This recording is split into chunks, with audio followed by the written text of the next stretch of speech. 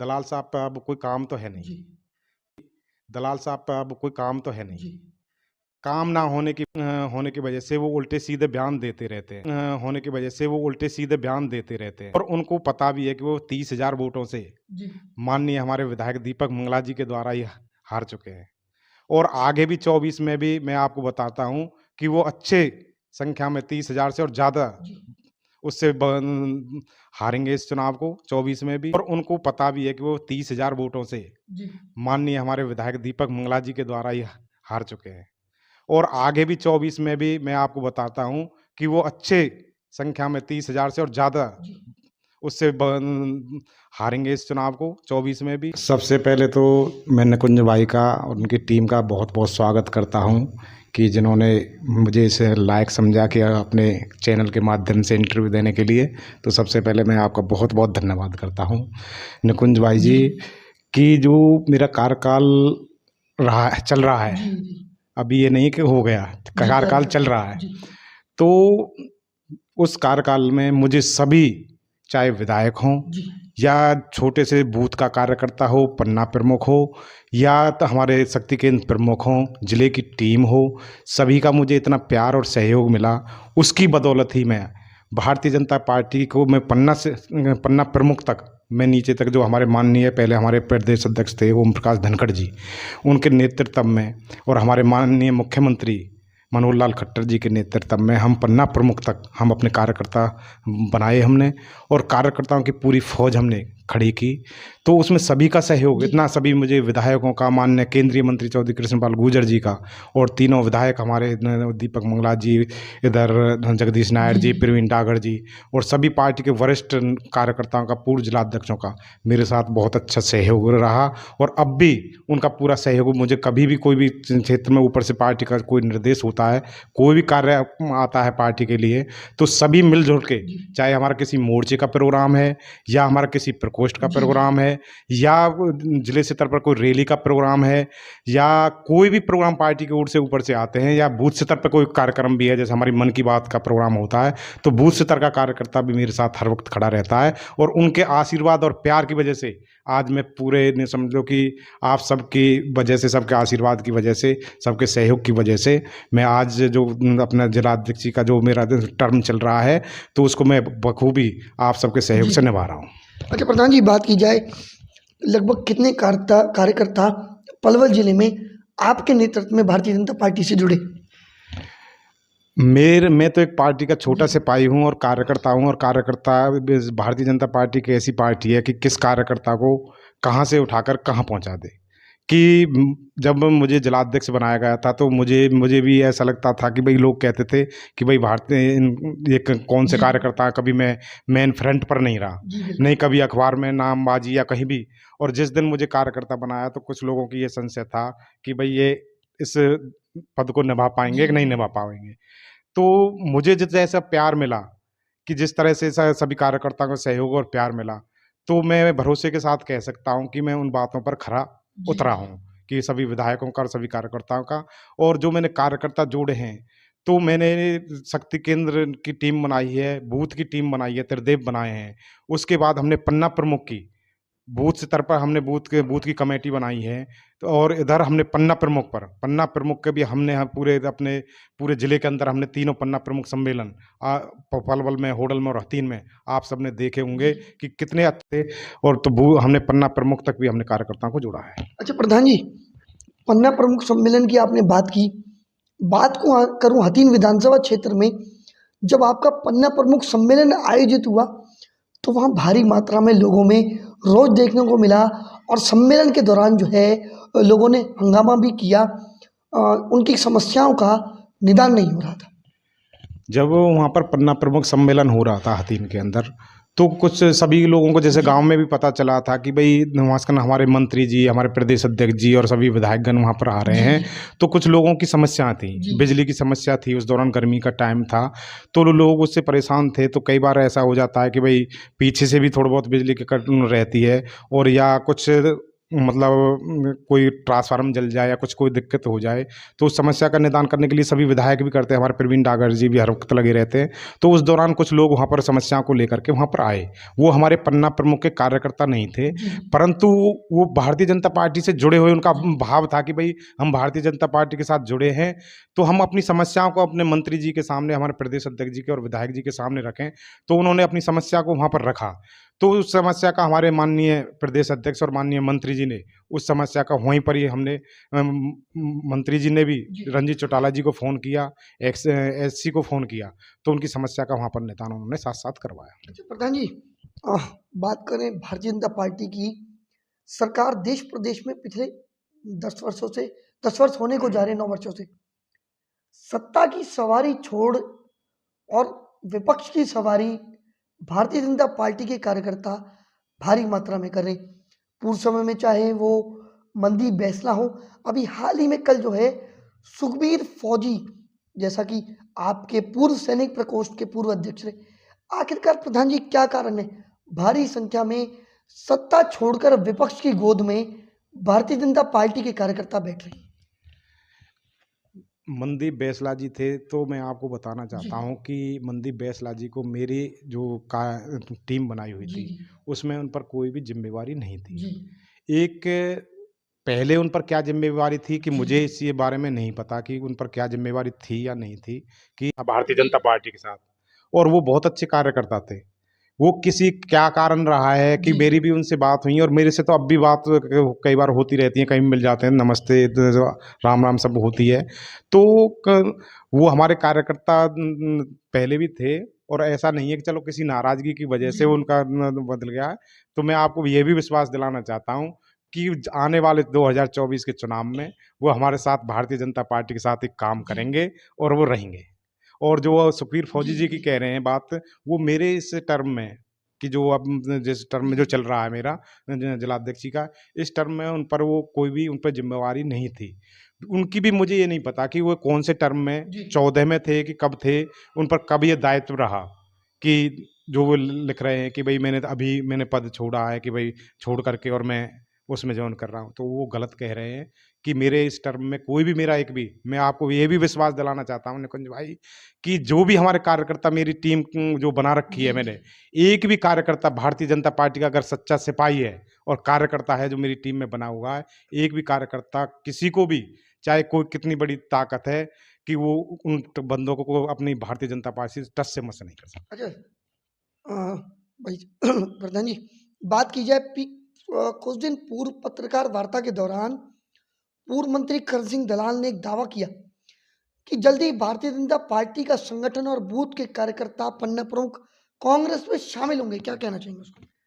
मैं आपको निकुंज भाई बताना चाहता हूँ कि दलाल साहब का अब कोई काम तो है नहीं। जी काम ना होने की होने की वजह से वो उल्टे सीधे बयान देते रहते हैं, और उनको पता भी है कि वो 30,000 वोटों से जी माननीय हमारे विधायक दीपक मंगला जी के द्वारा ही हार चुके हैं।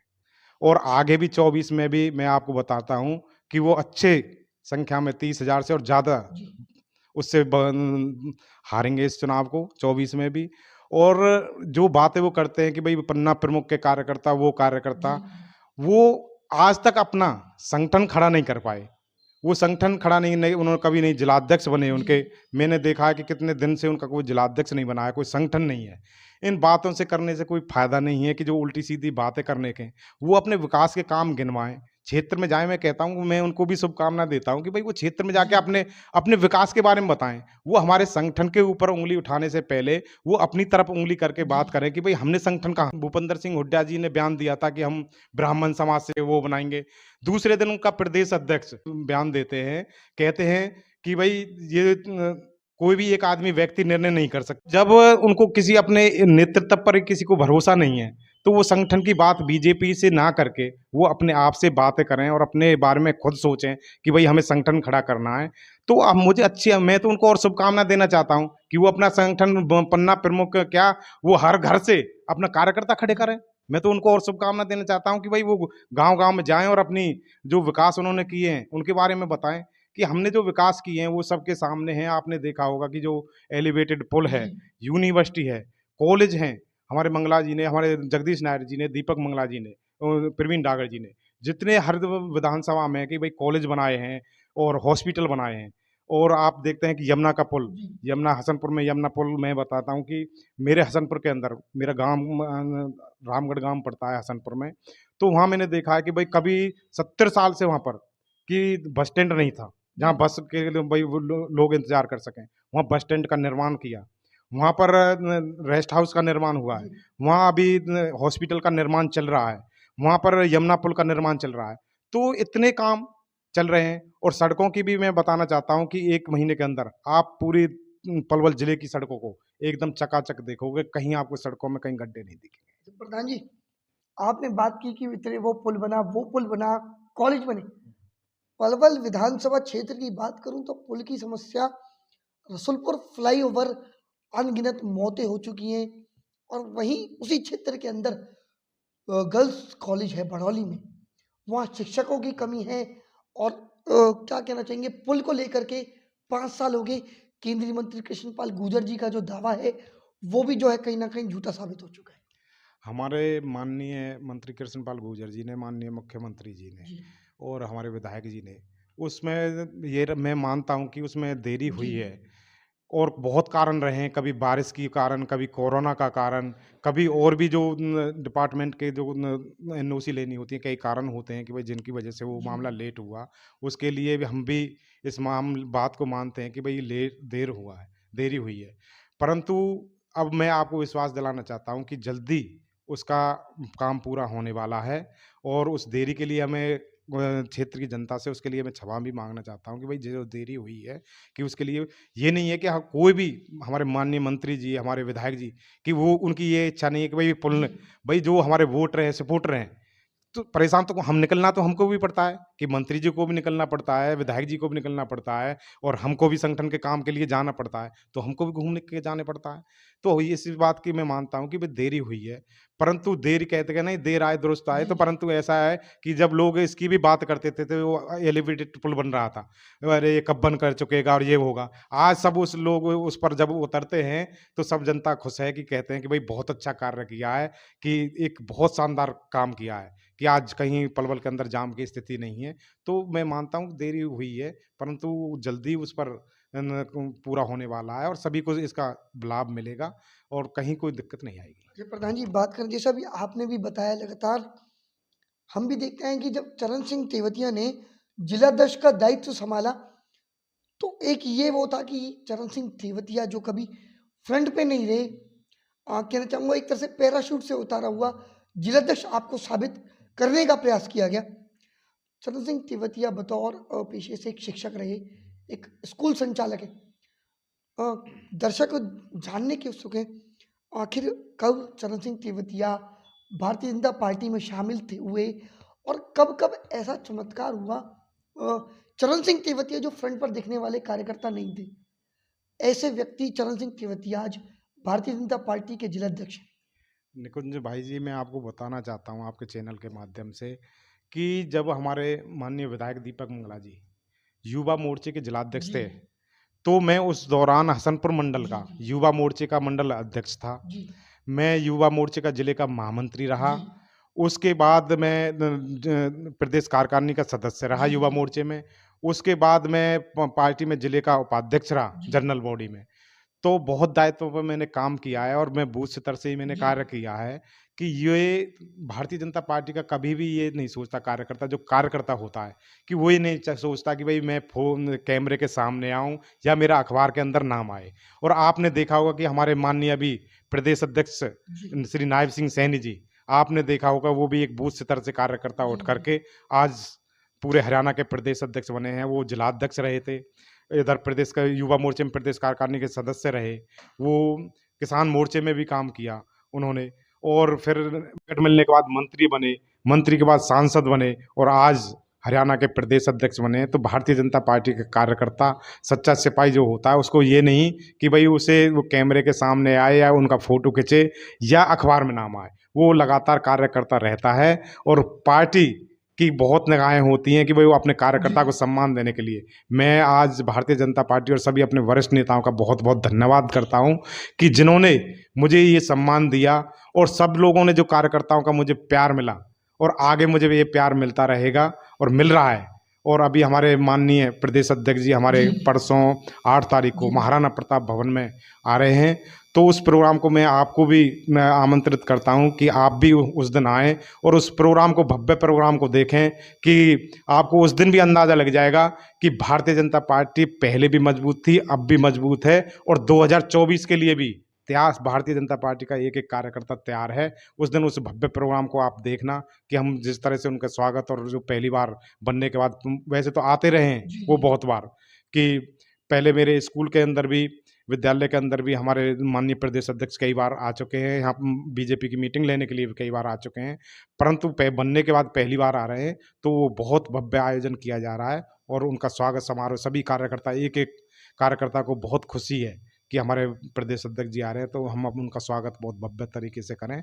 तो आप भी उस प्रोग्राम में आएँ और विशेष तौर पर आप आमंत्रित हैं। तो मैं आपके चैनल के माध्यम से और सभी, मैं पलवल क्षेत्र की जनता की तरफ से उनको उनको भी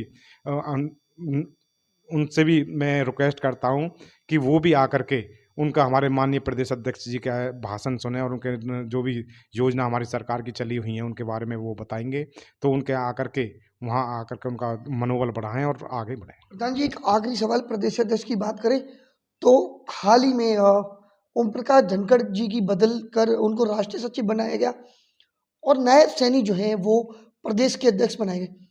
कहीं ना कहीं एक लोगों में ये चर्चा है कि भाजपा से ओम प्रकाश धनखड़ की विदाई के बाद, एक तरह से हरियाणा प्रदेश से विदाई के बाद, चाहे उनको राष्ट्र में ले दिया गया हो, प्रमोशन की बजाय इसको डिमोशन माना जा रहा है। लोगों का ये कहना है कि कहीं ना कहीं इससे जाट समाज में नाराजगी है। मानना चाहता हूँ कि हमारे माननीय पूर्व प्रदेश अध्यक्ष जी। और आज राष्ट्रीय सचिव हैं ओम प्रकाश धनखड़ जी, जिन्होंने 3 साल में भारतीय जनता पार्टी के लिए इतना कार्य किया जी। कि उन्होंने पन्ना प्रमुख तक पार्टी के कार्यकर्ताओं को खड़ा किया। और 3 साल का ये जो उनका संविधान है भारतीय जनता पार्टी का, तो उसमें ये है कि भाई 3 साल बाद उनका कार्यकाल पूरा हो चुका था और उन्हें आज बड़ी जिम्मेवारी जी। जो हमारे केंद्र में जिम्मेवारी दी है, तो राष्ट्रीय सचिव बनाए हैं, तो उसका भी हमें लाभ मिलता रहेगा। और नए जो युवा हमारे नायब सैनी जी बने, उन समन्वय बना करके और दोनों इतने अच्छे से कार्य करेंगे कि 2024 में भारतीय जनता पार्टी की सरकार फिर बनेगी। और कोई जो उल्टी सीधी बातें करते रहते हैं कई बार कि मैं भी जाट समाज से आता हूँ, तो भारतीय जनता पार्टी कभी किसी जाति विशेष से वो नहीं करती, कि सभी वर्गों का, सभी 36 बिरादरियों को साथ लेकर के चलती है, कि सभी बिरादरियों का कोई ऐसे नहीं है कि भाई जाट, मैं जाट बिरादरी से हूँ, कहीं पर बनिया बना रखे हैं, कहीं पंजाबी, कहीं ब्राह्मण, सभी जिलाध्यक्ष भी सभी जातियों से हैं। और आज हमारे जो ओबीसी समाज से आज माननीय प्रदेश अध्यक्ष जी बनाए हैं और वो ओम प्रकाश धनखड़ जी राष्ट्रीय सचिव बनाए हैं, तो माननीय हमारे मुख्यमंत्री जी पंजाबी समाज से आते हैं, तो सभी 36 बिरादरियों को लेकर के भारतीय जनता पार्टी चलती है। ये विपक्ष पार्टियों को कोई मुद्दा नहीं मिल रहा, तो वो उल्टी सीधी बातें बनाने के लिए, तो मैं भी एक जाट समाज के होने के नाते मैं भी एक जनता से अपील करूंगा कि अपने क्षेत्र की जनता से और पूरे हरियाणा की जनता से, कि ऐसे लोगों को जो उल्टी सीधी बातें बना करके जो उनका ध्यान, उल्टा सीधा ध्यान डाइवर्ट कर रहे हैं, तो उनको 2024 में दोबारा से उनको जवाब दें। और उनको इस चीज़ का कि भाई कि भारतीय जनता पार्टी 36 बिरादरियों की पार्टी है और माननीय हमारे ओम प्रकाश धनखड़ जी भी हमारे सम्मानीय नेता हैं और माननीय मुख्यमंत्री जी भी हमारे सम्माननीय हैं और अध्यक्ष जी भी हमारे सम्माननीय नेता हैं। सभी मिलजुल करके सभी कार्यकर्ता काम करेंगे और भारतीय जनता पार्टी 2024 में फिर सरकार बनाएगी। वाली अपने घर की छत को बनाए फुल वाटरप्रूफ, वो भी 100% गारंटी के साथ। जी हां, अब वाटरप्रूफिंग की सुविधा आपके अपने पलवल में भी छत को वाटरप्रूफ है बनवाना तो यश वाटरप्रूफिंग वालों से ही काम कराना। विश वाटरप्रूफिंग, एक बार सेवा का मौका अवश्य दें। पता: गांव चांदहट चौराहा, अमर वाटिका के सामने, तहसील व जिला पलवल। Contact number 7015293782 981121121169।